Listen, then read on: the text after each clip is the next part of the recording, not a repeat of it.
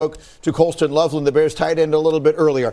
We have some time for both these quarterbacks in this game, right? Same draft class, fascinating stories. Right now, let's start with Caleb Williams. The story is he is clearly ascending, playing great. And as you look at the film, Teddy, you're seeing the highest level comparison that can be made. Yeah, I saw flashes of Patrick Mahomes, of early Patrick Mahomes and everything that he was doing. There's a new headache in the league, and it's Caleb Williams because, compared to that week one matchup, he has progressed so much in this Ben Johnson offense, and all of the blitzes that are coming at him today, that's not the hard part. The hard part is getting him on the ground. So let's play a little sack or no sack here, fellas, because defensively watching this, you're like, oh yeah, we got him. We got a clean win on the defensive left side right there. That's a sack, right? That's got to be a sack. No, he's gone. Caleb is gone. Okay, I got my sack right here, fellas. You're in a defensive meeting. Got me one? No, he's out of there. And then you get a first down. It's just demoralizing. I hate watching this, actually. So seeing this again, another left side free rusher. Caleb retreats in the pocket, Alex, does a 360, and look at this. You call a ridiculous seed. Yeah, that's coming out of your mouth. That's a seed right there down the field. Sometimes you look at it and you're just like, what do we do here, coach? And you hope for answers. And there is no answers except you got to get to this guy and bring him on the ground. Because the longer this play goes, the more of an advantage he has. And what do we always, it sounds like I'm talking about Patrick Mahomes a little bit because he does the same. That's why people forget when this young man came out in the draft, right? He was said that this could be the next Patrick Mahomes. And everybody, are you kidding me? But you see the glimpses right here. It's coming. That's why they say he's a generational talent. Right. It's not how he's playing right now, but the talent we see. And that talent is getting better and better and better. Brew, you talked about it, how it's getting better. Ben Johnson, right?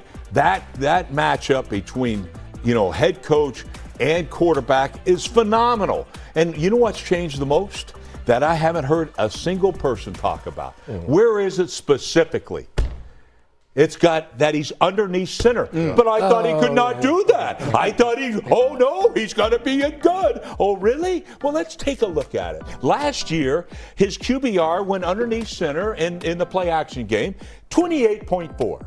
This year, 81.6. Wow. 81.6. Wow. You mean he's learned how to play the NFL game and not just playing this backyard, throw it behind the Buick college football stuff? That's what he's doing. You got a real NFL scheme, an NFL coach that knows what the hell he's doing. With a generational talent, that's why the guy is getting better and better and better. And Rex, to be fair, some of that just takes time. And obviously, it's amazing to pair him with Ben Johnson. And you're going to see, obviously, as the reps accumulate, he's going to get better and better at playing under center, which he has. But last week, you said, he should have been sacked, I think, 8 times in that game. And they couldn't pull his flag. And so many of them, the thing that I loved, he gets out of a sack and throws the ball away even, right? Again, I think his receivers had 7 drops as well. But he was the best player on his field, and he just kept coming. Didn't take a single sack in that game last week against the Giants, right? This is a guy that took a lot of sacks last year as a rookie, and I think he's learning to play, keeping himself out of these bad situations. And then the way he's playing in the fourth quarter, you said it, the game-winning run, he's under center, it's play action, he finishes it off. I just really love the development I've seen and the toughness out of the kid. It's freaking snowing, it's in Chicago, it looked miserable, and this guy just got better and better. Alex, remember we're sitting there watching, we're like, oh my goodness, he got out of Houdini, he's getting out of it again.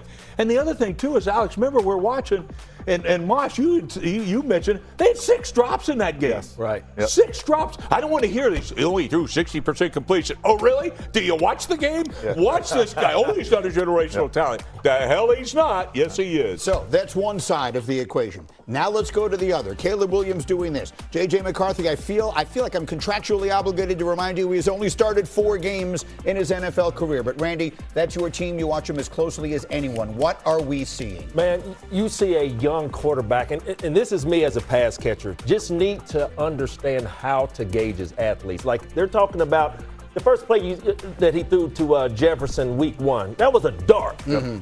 But besides Jordan and Addison, I think that J.J. McCarthy, Kevin O'Connell needs to understand how to gauge their athletes because at points there comes a point of time in games where he escapes the pocket. There's the offensive guy right there ready to catch the ball, but he's giving him a fastball. So I just think there's some little things to be able to clean up, because we've seen what Ben Johnson, we sit up here talking about what Ben Johnson has cleaned up in Caleb Williams. Now it's time for Kevin O'Connell to clean up his young J.J. McCarthy. And all the expectations on J.J. McCarthy, yeah, bring him on, continue to bring him on. And the reason man got drafted coming from a national championship Michigan Wolverine. So all the controversy, all the negativity, yes, bring it on. But if there's one thing that I can definitely see Kevin O'Connell helping a young quarterback is gauging his athletes. You don't have to throw hard footballs to your running backs and your tight ends. If there's one thing I'm looking at, I'm going to see if that changes today. Yeah, with JJ, it's not September. You know, it's not preseason, and this is basically what it is for him right now. I mean, unfortunately, Thanksgiving's coming up, and you're supposed to be playing your best. But the Vikings have a quarterback that I watch as a defensive player, just saying, if he just took away about 4 of those, what the heck is he doing? Mistakes on the field. It's not happening, though. He's going to have those throughout the course of the year. So if I'm a Viking fan, how's JJ look in December? I mean, is he progressing to where he's adopted what Kevin O'Connell wants? This is the hard part if you're a Vikings fan. You look at his peers in his draft class. You look at Drake May, who may well get the MVP at this point. Jaden Daniels had the best rookie season of all time. Bo Nix is the best record in football. Caleb obviously playing really well and ascending. And if you're a Vikings fan, he is in the same draft class. He is on his 4th start. And so, it's so hard to compare this. And then Rex is always going to compare him to Sam Darnold, who's leading the NFL in QBR. And, again, lighting the world on fire in Seattle. So that's the hard part, is we've got to be patient with this kid. He's coming along. It's still so early in the process. Why should we be patient with a guy? This is his 4th start. But this man is in the National Football League. I just said this man he came from the national champion Michigan Wolverine. So all the talk, dude, you should know how to play. You should know how to throw. One of the biggest questions coming out of college was they ran the ball. We wanted to see his arm. That's why I said, hey, man, know how to gauge and know who you're throwing to. And I think the real reason, and Randy, your point about, he ought to be there, because he inherited a team that won 14 games last year. All right, so that's why it's whatever. What I'm seeing out of this young man is just too inconsistent. Way too inconsistent. You're talking about sometimes he needs to learn to feather the ball instead of hammer it in there.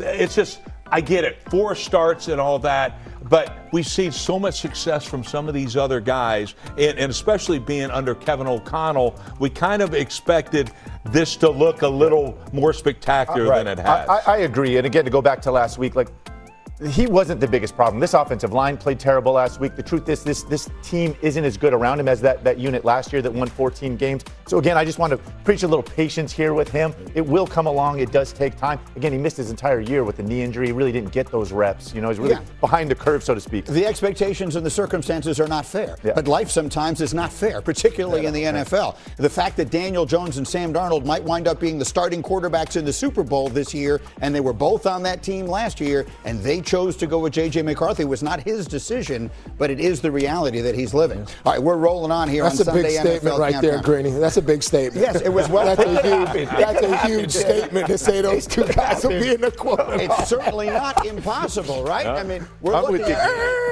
I'm pumping the brakes on that. The records are what they say. They are what